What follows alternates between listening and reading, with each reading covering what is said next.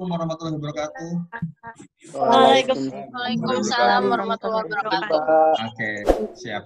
Jadi nanti biar ada feedback ya. Jadi sekali diaktifin nggak apa-apa. Langsung masuk ke materi.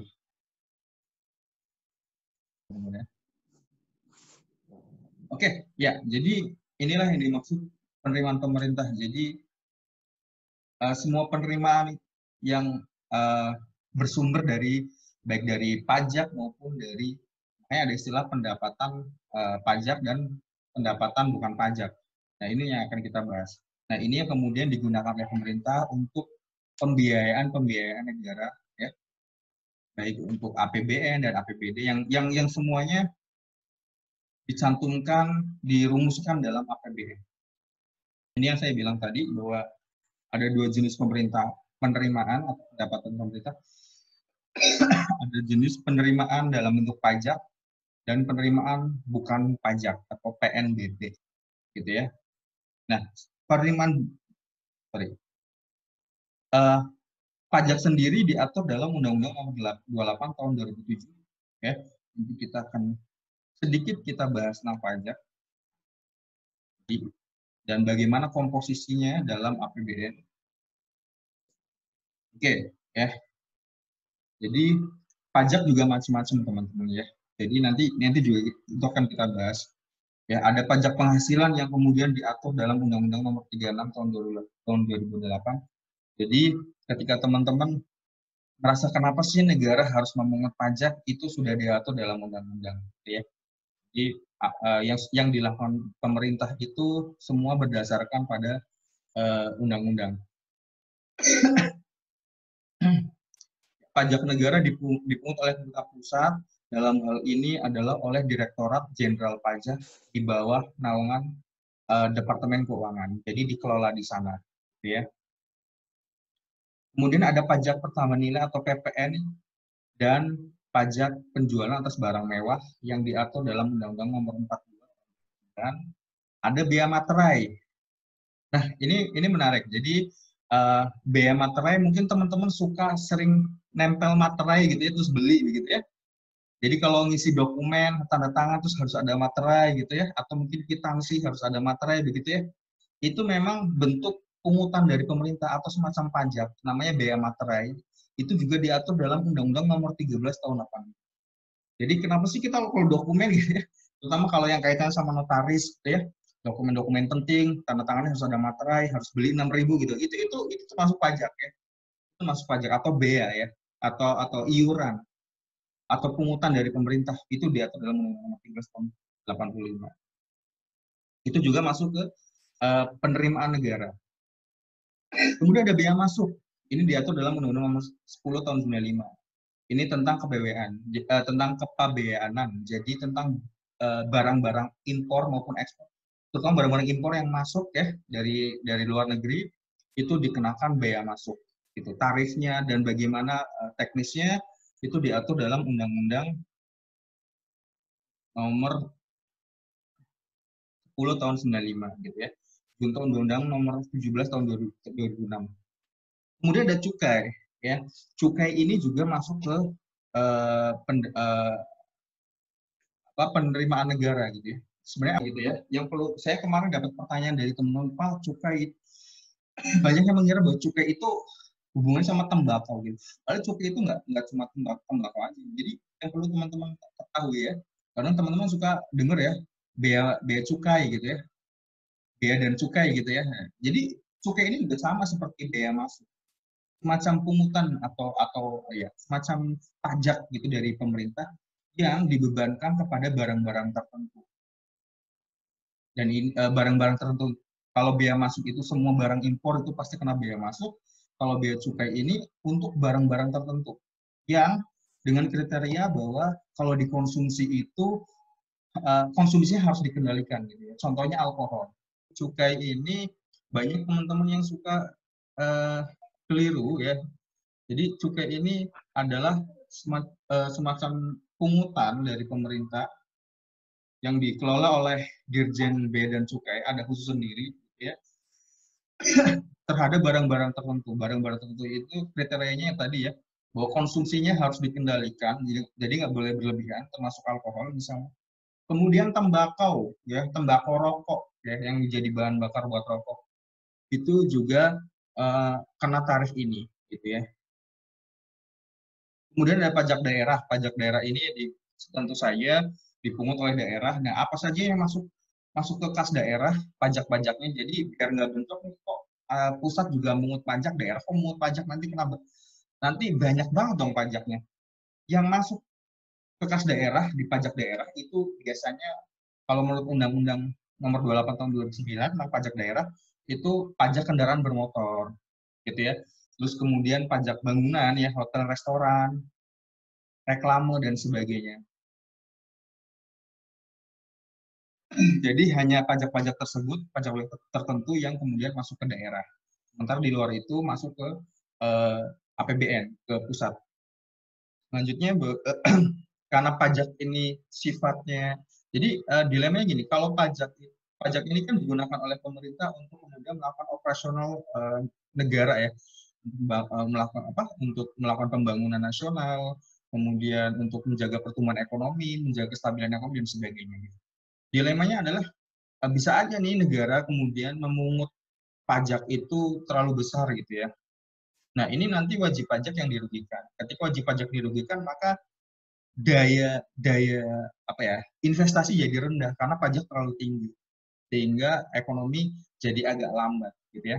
Kemudian ketika pajaknya terlalu rendah, ketika pajak terlalu rendah, maka pendapatan negara akan sedikit, sehingga infrastruktur untuk mendukung perekonomian jadi sedikit terhambat. Makanya ini yang kemudian pemerintah harus mengatur dalam perpajakan.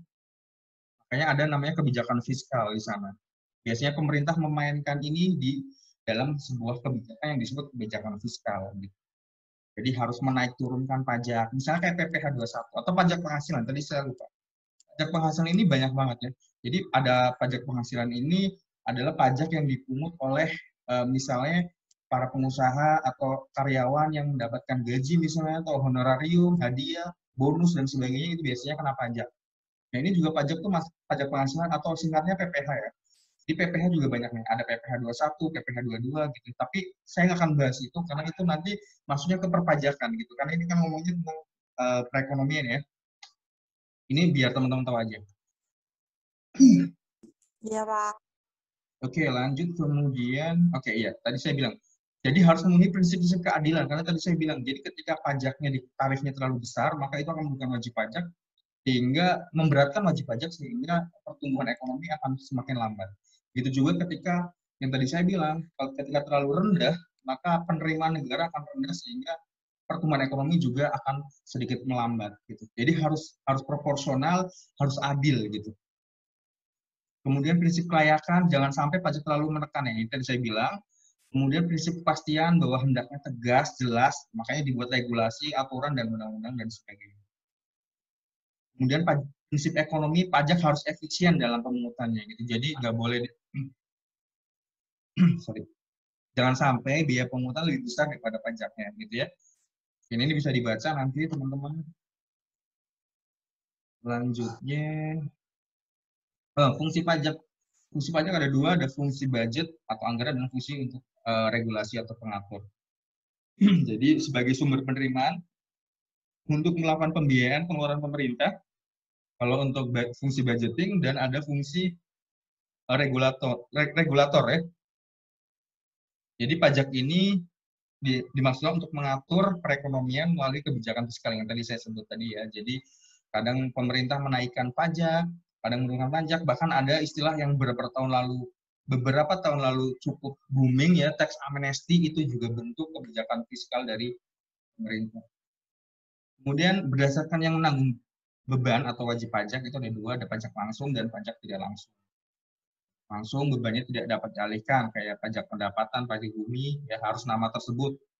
Kalau pajak tidak langsung itu bisa dialihkan, seperti misalnya bea masuk atau PPN. Nah, itu kan biasanya bebannya diberikan ke konsumen, misalnya beli barang apa gitu, ya. Itu sudah termasuk PPN gitu, ya. Teman-teman kadang suka begitu, ya. Nah, itu PPN kalau secara undang-undang diatur itu 10% biasanya.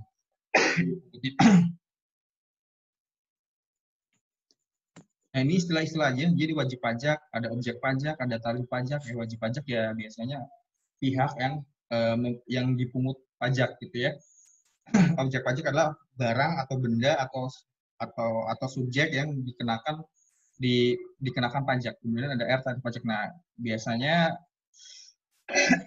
ini agak teknis ya. Jadi pajak itu besarnya pajak atau tax disimbolkan dengan T sama dengan B itu objek pajak dikali dengan besaran pajak ya. Kayak misal contohnya PPN tadi ya. PPN itu 10% dari objek pajak. Jadi objek pajaknya misalnya harus 100.000 kali R-nya 10%. Jadi paling kena 10.000 gitu. Ini pajaknya berarti 10.000 gitu misalnya. Itu gambaran bagaimana menghitung pajak gitu ya. Tapi teman-teman kalau mau belajar pajak lebih dalam nanti bisa ada di materi perpajakan, kemudian di akuntansi biasanya. Manajemen keuangan terutama. Kemudian itu pajak. Jadi ini ada pajak dalam negeri dan pajak luar negeri. Tadi sudah sempat saya singgung juga kalau ya. Pajak dalam negeri ada PPH, PPN, PBB gitu ya. BPHTB, cukai. Di luar negeri sudah saya singgung juga tadi tentang bea masuk. Ya, jadi semua barang-barang impor yang masuk dari luar negeri ke Indonesia itu kena bea masuk. Itu termasuk pajak. Aturannya, regulasinya tadi juga sudah di awal ya, sudah disinggung di awal. Ada aturannya, ada regulasinya, teman-teman bisa baca di sana. Tarifnya berapa, teknisnya bagaimana, dan sebagainya. Yang memungut oleh Direktorat Jenderal Bea dan Cukai. Nah, kemudian selain pajak, juga pemerintah juga punya sumber pendapatan yang dari sumber non pajak ya. Ini sudah diatur juga dalam Undang-Undang Nomor 20 Tahun 97 tentang BNPB atau penerimaan negara bukan pajak. Lalu apa aja penerimaan bukan pajak? Ini bisa bentuk sumber-sumber daya alam. Seperti misalnya langsung aja di sini. Itu regulasinya. Ini pemanfaatan sumber daya alam, kemudian laba dari BUMN, perusahaan BUMN maupun perusahaan daerah gitu ya. Nah, kemudian ada hibah ya. Hibah ini biasanya dari swasta maupun dari luar negeri biasanya itu memberikan hibah kepada pemerintah Indonesia tanpa ada ikatan, juga masuk ke kas negara ya.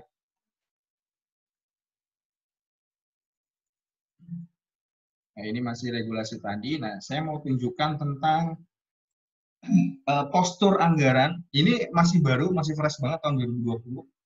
Jadi teman-teman juga bisa lihat ini, saya ambil dari Departemen Keuangan.go.id, teman-teman bisa cek di sana. Untuk 2020 anggaran belanja kita ada sekitar 2.540 triliun ya. Sementara pendapatan kita ada di 2.200, artinya ada defisit di sini. Artinya apa? Belanja kita lebih banyak daripada pendapatan kita gitu. Dan yang pengen saya tunjukin di sini bahwa bagaimana sih komposisi penerimaan pajak dan penerimaan bukan pajak. Nah, ini dia, penerimaan perpajakan ya. Penerimaan perpajakan ada sebesar 1.865,7 triliun. Ini per 2020 ya, teman-teman ya. Ya. Oh, sorry, ya. Ini penerimaan pajak. Sementara BNBP atau penerimaan negara bukan pajak itu hanya sebesar 367 triliun. Sementara ada hibah 0,5 triliun. Artinya pendapatan terbesar dari negara yaitu ya dari pajak. Ya, itu sebesar lebih dari 1.800 triliun gitu. Jadi buat teman-teman yang masih belum bayar pajak, masih belum tahu pajak, teman-teman dengan kata lain teman-teman sudah menghambat pembangunan gitu ya. Karena negara ini dibiayai oleh pajak teman-teman. Ya, paling besar dari situ posturnya. Ya, kalaupun dari BUMN dan itu hanya sekitar 367 triliun, ya. Nggak ada 50% sama sekali jadi penerimaan pajak. Oke. Oke, kita lanjut. Ini ternyata slide terakhir. Selanjutnya untuk memimpin Q&A, saya kembalikan ke host atau moderator.